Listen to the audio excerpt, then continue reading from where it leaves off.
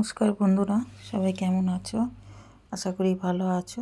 তো আমি একটা পুঁই মিঠুলি রেসিপি নিয়ে তোমাদের সামনে চলে আসলাম।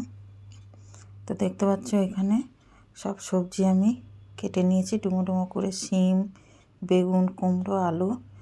আর পুঁই শাক হোক বা পুঁই মিঠুলি, এই কুমড়ো না দিলে একটু জমে না, তাই কুমড়োটা দিলাম। তো চলো, এই যে চিংড়ি মাছ দিয়ে আজকে পুঁই মিঠুলি রেসিপিটা করব। তো কাঁচা লঙ্কা নিয়েছি। তো চলো, তো আমি কড়া বসিয়ে দিয়েছি, দেখতে পাচ্ছ। কড়াতে অল্প একটু তেল দিলাম, তেলটা গরম হোক। তো দেখো, চিংড়ি মাছটায় আমি নুন হলুদ অল্প মাখিয়ে নিয়েছি। আর এখানে আমার তেলটা গরম হয়ে গেছে, দেখতে পাচ্ছ। তো চিংড়ি মাছগুলো আমি ভেজে নেব। আর প্রথম থেকে শেষ অবধি দেখার অনুরোধ রইল তোমাদের সবাইকে। আর কেউ ভিডিওটা স্কিপ করো না। তো হালকা করে আমি চিংড়ি মাছটা ভেজে তুলে নেব। আর যে যেখান দিয়েই দেখছো না কেন বন্ধুরা, সবাইকে অনেক অনেক ভালোবাসা আমার পাশে এইভাবে থাকার জন্য। আর নতুন পুরনো সব বন্ধুদেরই অনেক অনেক ভালোবাসা। তো দেখো, আমার চিংড়ি মাছটা হালকা করে আমি ভেজে নিয়েছি, বেশি ভাজিনি। বেশি চিংড়ি মাছ ভাজলে তার স্বাদটা থাকে না।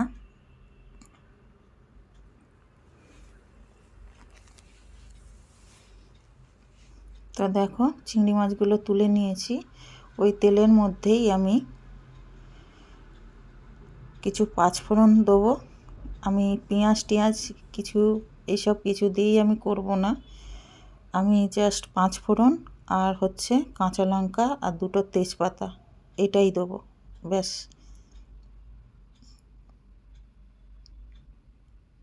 দুটো তেজপাতা আমি দিয়ে দিলাম, আর অল্প একটু পাঁচফোড়ন দিলাম।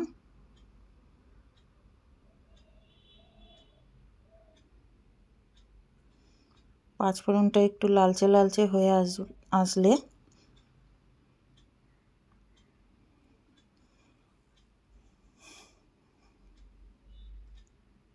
এই যে আমি কাঁচা লঙ্কাগুলো দিয়ে দিলাম তেলের মধ্যে।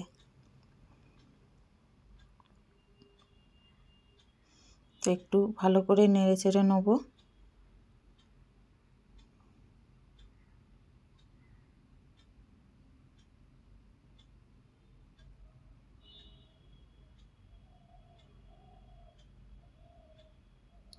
আর নতুন বন্ধুরা যারা এখনও চ্যানেলটাকে আমার সাবস্ক্রাইব করোনি, প্লিজ চ্যানেলটাকে সাবস্ক্রাইব করে বেল আইকনটা অন করে নিও, যাতে আমার নতুন নতুন ভিডিও দিলে, আপলোড দিলে তোমাদের কাছে যেন ঝটপট পৌঁছে যায়। তো দেখো, সব সবজিগুলো আমি দিয়ে দিলাম। এগুলোকে একটু এবার ভাজা ভাজা করে নেব।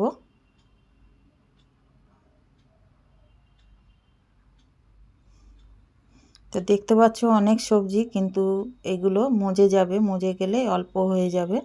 একটু সামান্য হলুদ দিয়ে দিলাম আমি।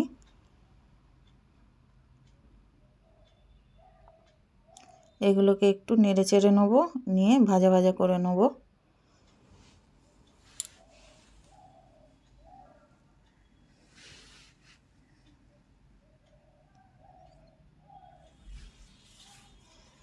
তো দেখো, অনেকটা মজে গেছে আমার সবজিগুলো, দেখতে পাচ্ছ অনেকটাই মজে গেছে, সবজিগুলো ভাজা ভাজা হয়ে গেছে। এর মধ্যে যে পুঁই মিঠুলিগুলো আমি কেটে রেখেছিলাম ছোট ছোট করে, সেই পুঁই মিঠুলিগুলো এর মধ্যে দিয়ে দেবো আমি।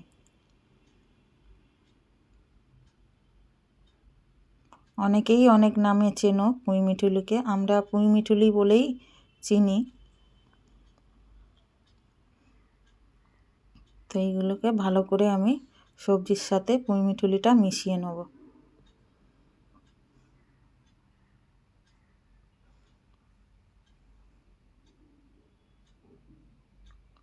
আর পুরনো বন্ধু যারা আছো তাদেরকে অনেক অনেক ভালোবাসা। তো চিংড়ি মাছগুলো আমি ওপর থেকে দিয়ে দেবো।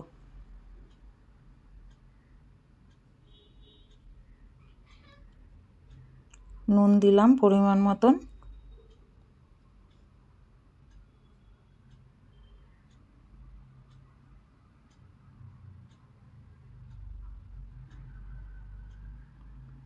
আর পরিমাণ মতন হলুদ দিয়ে দেবো।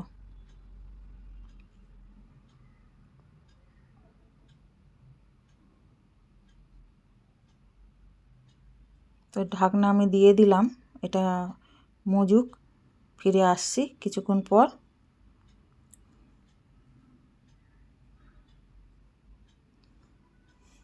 তো দেখো বন্ধুরা, আমি এবার একটু ঢাকনাটাকে খুলবো। তার আগে একটুখানি আমি নেড়েছিলাম, সেই ভিডিওটা স্কিপ করেছি। তো দেখো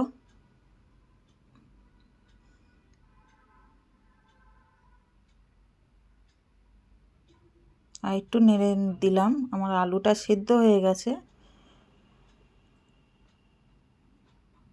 আর একটুখানি মজবে, এর মধ্যে আমি চিনি দিয়ে দেবো, মিষ্টি দিয়ে দেবো।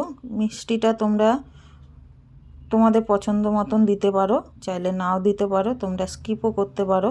আমি একটু মিষ্টি দিলাম, মিষ্টি দিলে একটু তরকারির স্বাদটা লেভেল হয়, তাই আমি একটু মিষ্টি দিলাম।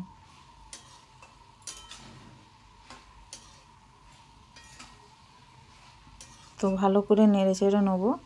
দেখো আমার আলু অনেকটা সিদ্ধ হয়ে গেছে, আর পুঁইমিঠুলির যে ডাঁটিগুলো সেগুলো অনেকটা সিদ্ধ হয়ে গেছে। আর একটু ঢাকনা চাপা দিয়ে রেখে দেবো আমি।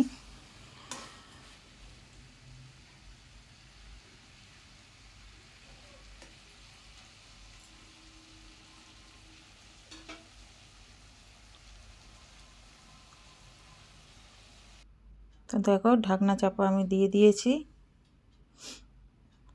তো এই যে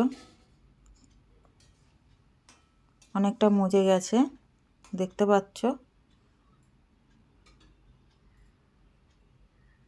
তো এবারে আর ঢাকনা দেবো না, আমি চাপা দেবো না। এটাকে এবার ভালো করে নাড়াচাড়া করব, কেননা আমার কুমড়ো আলু সবই আমার সেদ্ধ হয়ে গেছে।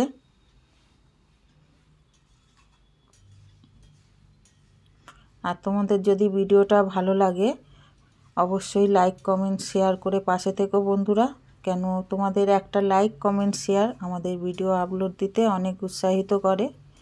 আর নতুন পুরনো সব বন্ধুদেরই অনেক অনেক ভালোবাসা এইভাবে পাশে থাকার জন্য। তো দেখো বন্ধুরা, আমার অনেকটা হয়ে এসছে, দেখো কতটা ছিল আর কতটা পরিমাণ কমে গেছে।